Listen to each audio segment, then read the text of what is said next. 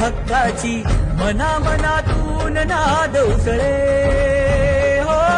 मराठीला अभिजात दर्जा कृती केली ही गर्वाची अभिमानासाठी झटते हो, हो, हो.